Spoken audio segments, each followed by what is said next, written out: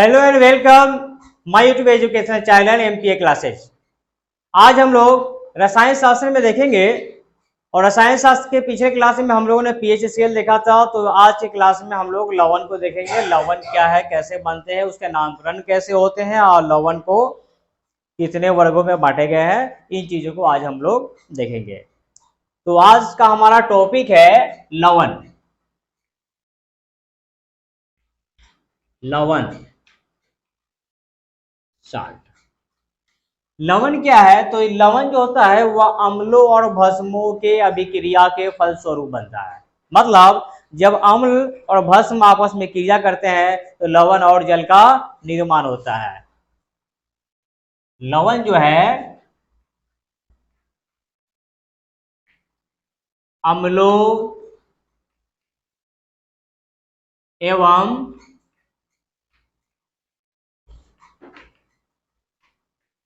भस्मों के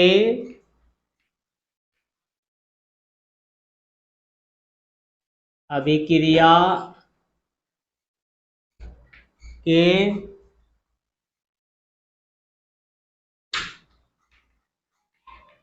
फलस्वरूप लवण एवं जल बनते हैं। क्योंकि पिछले क्लास में भी हम लोगों ने देखा था कि अम्ल और भस्म जो होते हैं आपस में क्रिया करते हैं, क्रिया करके लवण और जल का निर्माण करते हैं। जैसे यहाँ पे देखते हैं हाइड्रोक्लोरिक अम्ल को अगर हम, ये अम्ल है और सोडियम हाइड्रोक्साइड भस्म से अभिक्रिया करा देंगे तो यहाँ पे क्या बन जाएगा? सोडियम क्लोराइड और जल का निर्माण होगा। ये जो सोडियम क्लोराइड है यही दरअसल क्या है? लवण है। उसी टाइप से अगर हम सल्फ्यूरिक अम्ल को सोडियम हाइड्रोक्साइड से अभिक्रिया अगर करा देते हैं तो यहाँ भी सोडियम बाइसल्फेट और जल का निर्माण होगा, है ना।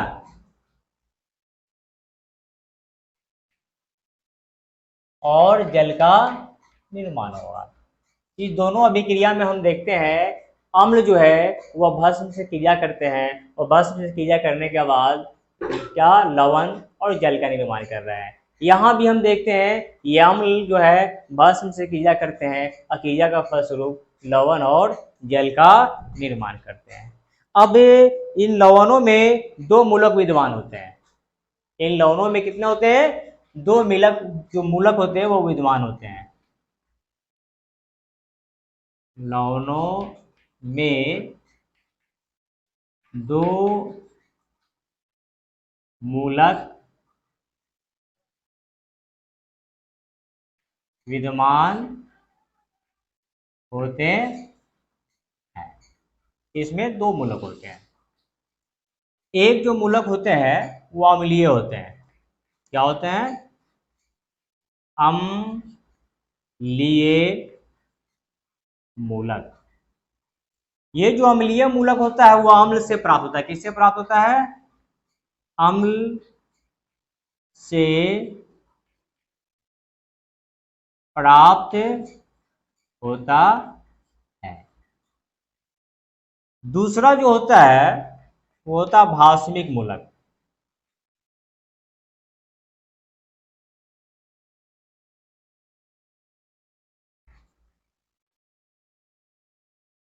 मूलक और यह जो है भस्म से प्राप्त होता है। किससे प्राप्त होता है? भस्म से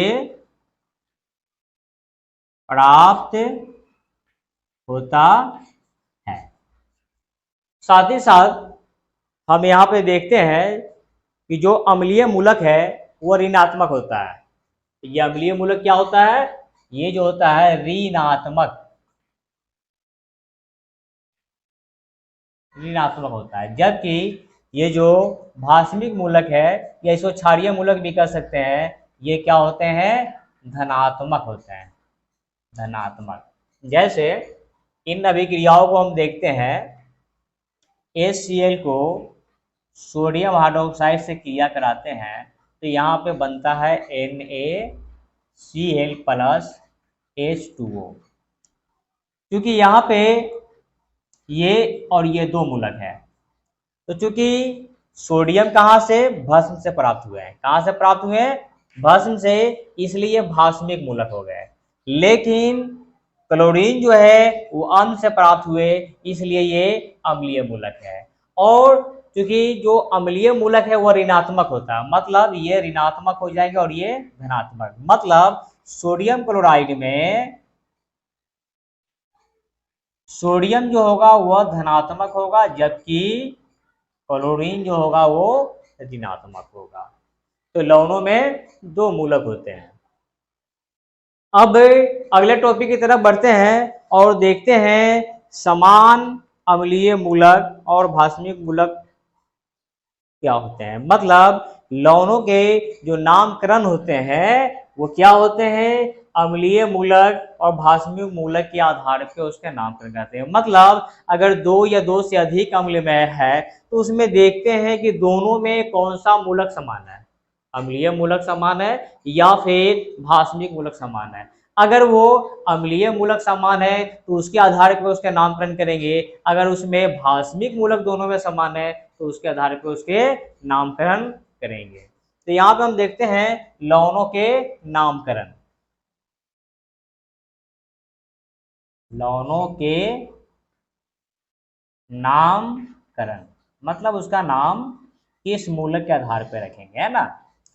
तो लवणों के जो नामकरण होते हैं उनके मूलकों के आधार पर होता है, उनके मूलकों के आधार पर करते हैं। मतलब लवणों को जो नामकरण होगा वह किस आधार पे, उनके मूलकों के आधार पे हम करेंगे कि वो कौन सा अम्ल है।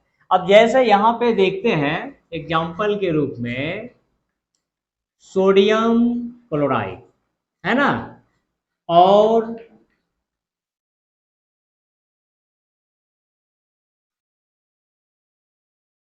सोडियम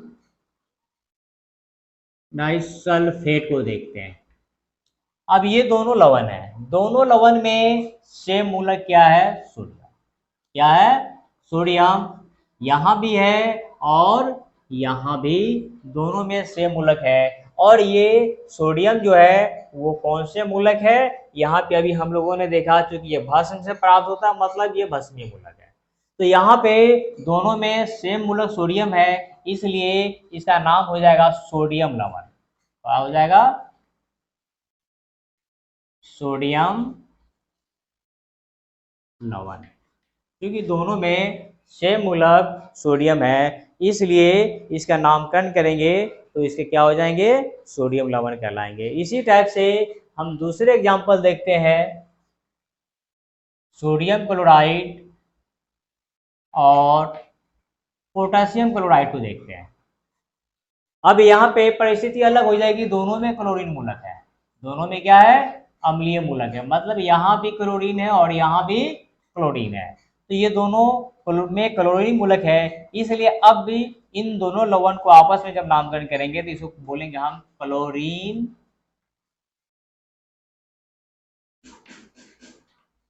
लवण। तो इस टाइप से मूलकों के आधार पे लवणों का हम नामकरण करते हैं। देखते हैं कि दो या अधिक लवण है, अगर उसमें सेम मूलक मतलब समान मूलक जो होंगे उसके आधार पे उसका नामकरण करेंगे। अब देखते हैं अम्लों का वर्गीकरण, मतलब लवणों का वर्गीकरण, मतलब लवणों को कितने वर्गों में बांटा गया है।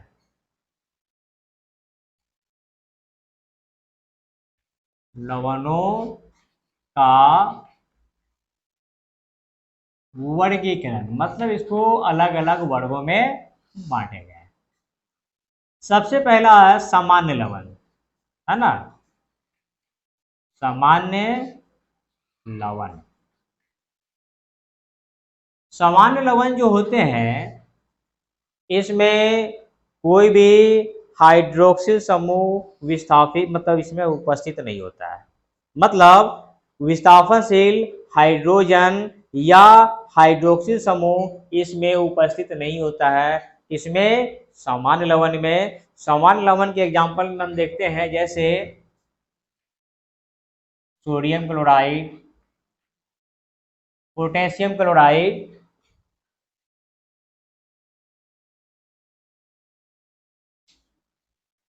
कॉपर सल्फेट और अमोनियम क्लोराइड etc। इसमें क्या होता है, जो सामान्य लवण होते हैं इसमें विस्थापनशील, इसमें क्या होते हैं, विस्थापनशील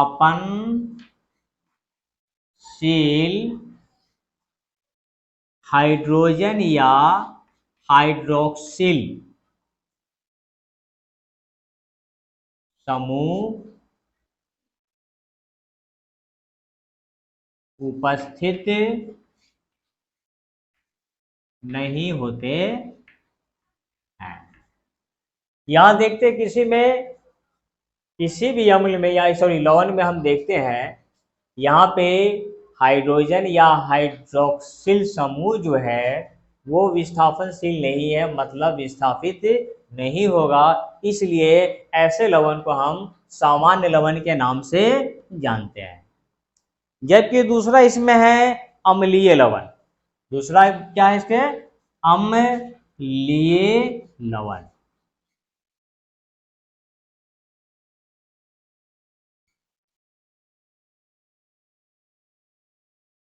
अम्लीय लवण।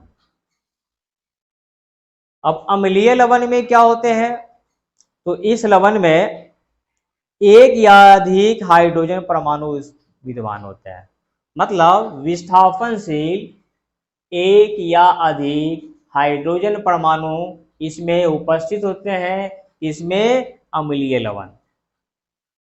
जैसे इसमें देखते हैं हम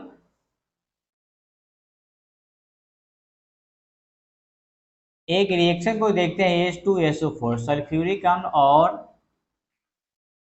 NaOH।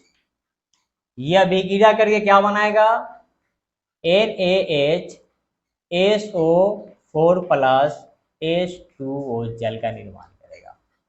इस अभिक्रिया में हम क्या देखते हैं, सोडियम जो है वह हाइड्रोजन को विस्थापित कर रहा है। क्या देख रहे हैं यहाँ पे, सोडियम जो है हाइड्रोजन को क्या कर रहा है, विस्थापित। ये जो सोडियम है यहां से हाइड्रोजन को क्या कर रहा है, ये इसके स्थान ले रहा है और ये हाइड्रोजन को विस्थापित कर रहा है, मतलब सोडियम जो है वह हाइड्रोजन को विस्थापित, है ना, करता है। सोडियम हाइड्रोजन को विस्थापित कर रहा है, इसके बावजूद इसमें एक हाइड्रोजन परमाणु है, मतलब अम्लीय लवण में क्या होगा, जो धातु होंगे वो हाइड्रोजन परमाणु को, एक या अधिक हाइड्रोजन परमाणु को विस्थापित करेगा। इसके बावजूद इस लवण में एक या अधिक हाइड्रोजन परमाणु उपस्थित रहेंगे। तो इसमें क्या है, एक या अधिक हाइड्रोजन परमाणु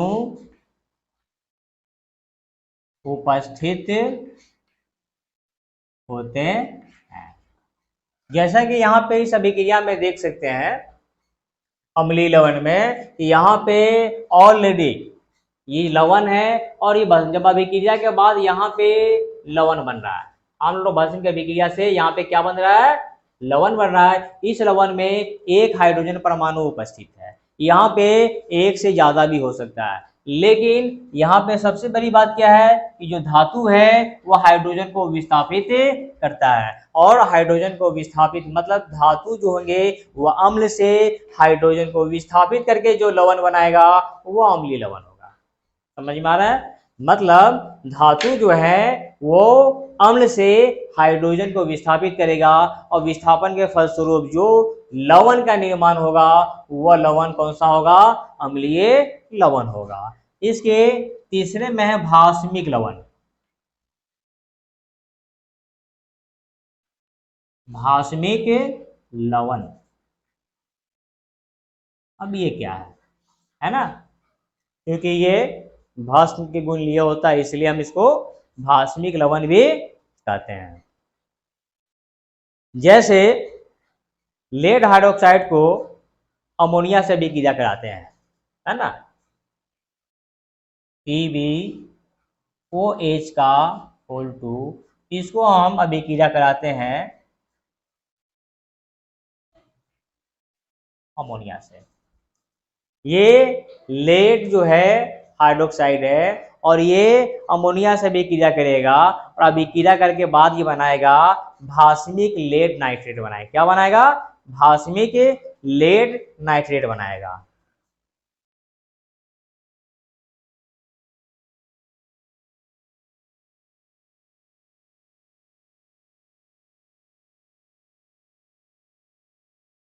और जल का, ये जो है ये भास्मिक लेड नाइट्रेट है,